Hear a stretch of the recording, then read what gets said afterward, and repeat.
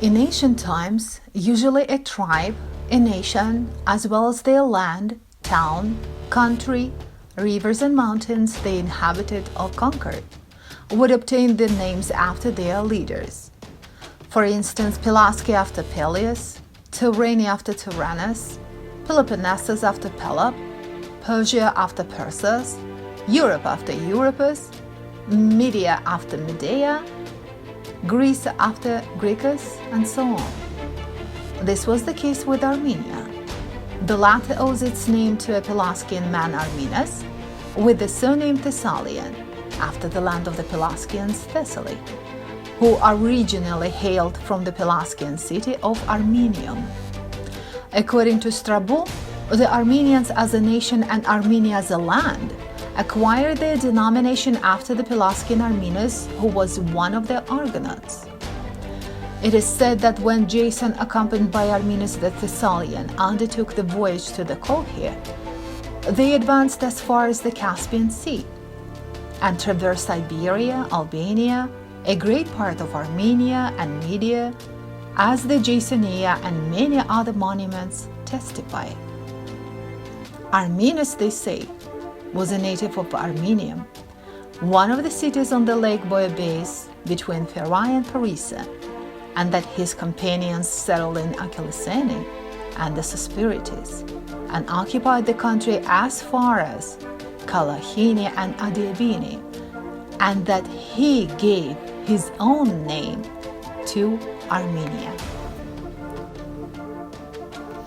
The voyage of the Argonauts took place in 1265 BCE, as claimed by Saint Jerome. This means that Armenia was named after Armenus in the 13th century BC.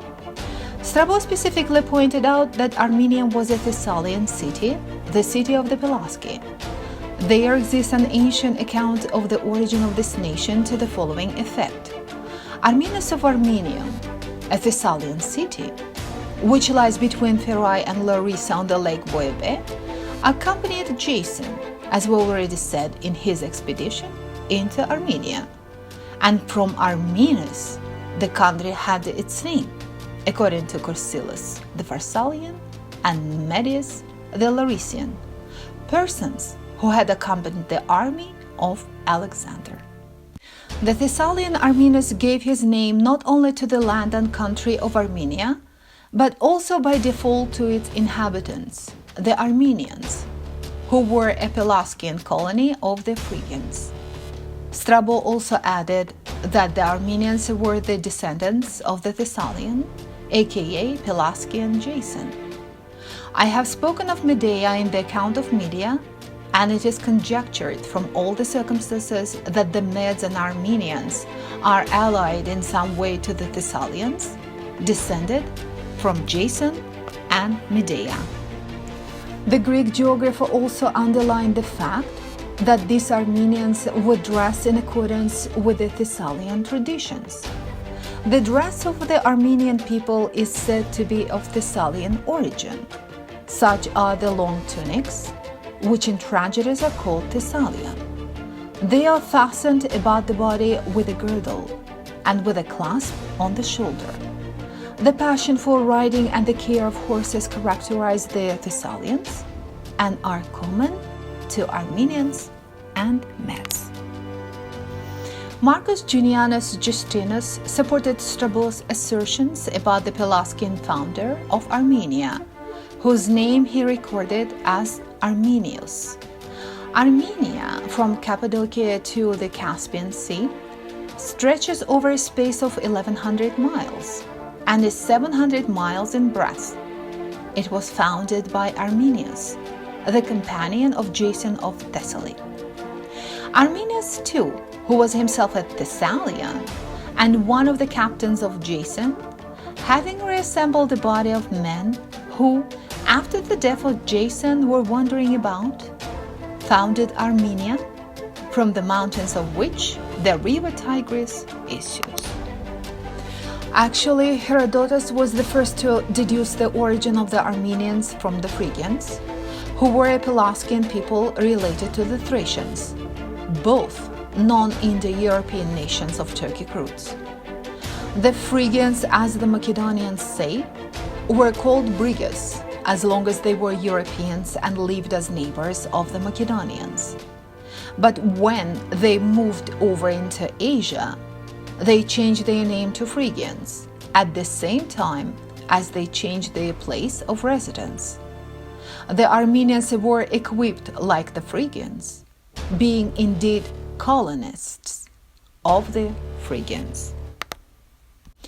By referring to Eudoxus, Stephanus of Byzantium also confirmed Herodotus' testimony about the Phrygian origin of the Armenians.